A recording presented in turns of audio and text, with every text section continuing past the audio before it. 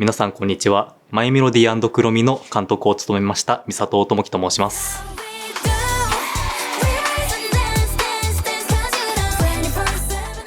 思い返せばたくさんあるんですけど、あえて語るならば物語冒頭のそのマイメロのお店に入っていく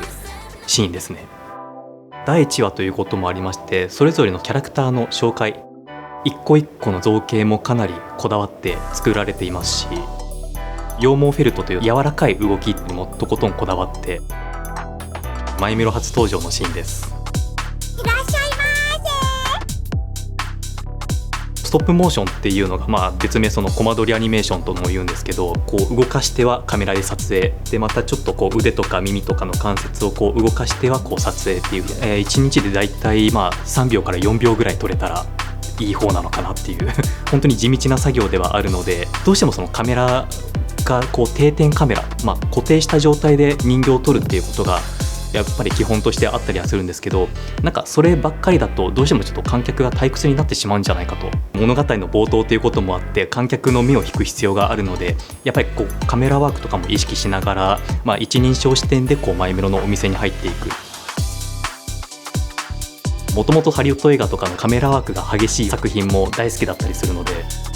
ロボットパルタを制作しているそのボーダさんっていう方と一緒に、大変ではあるんですけどカメラも動かして撮影やっていきました。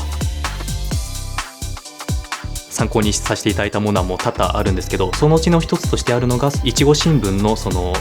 中にあるマリーランドストーリーズっていう作品なんですけど、そこにマリーランドの住人、お友達のキャラクターたちがたくさん出てくるので、キャラクターの性格とかもすごい参考にさせていただいたりなどもしておりました。目とか鼻とか口っていうのはかなりシンプルなデザインにはなっているので、そんな中でこう物語上でこう感情表現をするには、ちょっとどうしたらいいのか、あざとくあまりしたくないなという思いもありまして、マリーランドのキャラクターは基本的にその顔の表情を入れすぎないようには意識しました。表情での感情を極力その制限することによって、動きによる感情表現や面白さっていうのをとことん追求していった。例えばアヒルさんとかもそうですけど、お菓子を買ってこう去っていくところ、一切こうアヒルらしく表情を変えていないところが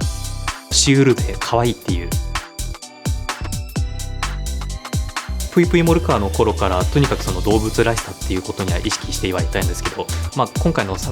マイメロディー&クロミにおいても結構感情を表に出さないようなキャラクターが数多くいるので、そこはすごい私にとってはすごいマッチする作品だなと。可愛いだとかその癒されるっていうのが何かって言いますと、あまりそこにこう人間味が感じられないことなんじゃないかなと思っておりまして、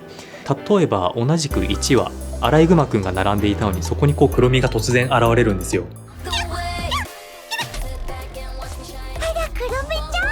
なんだよこの音楽。ピアノちゃん最近 DJ にハマってるの。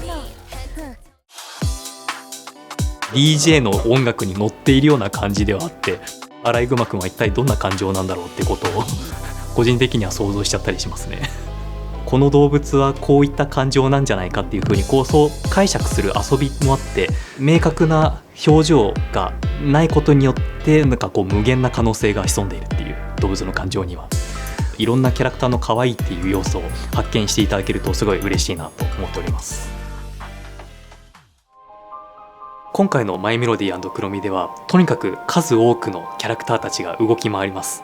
マイメロディのお友達、作品オリジナルキャラクターとして登場するマリーランドの住人たち、サンリオさんに新規でデザインをしていただいて多数登場させていただきました。最初の赤ずきんちゃんの頃から登場していたようなキャラクターたちもよく見るといたりしまして、古くからのファンの方にも喜んでいただけるようなちょっとしたサプライズも本編の中に散りばめていますので、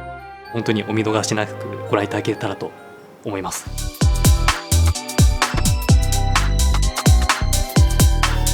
コマ送りで見ていただけると本当は理想ではあるんですけど、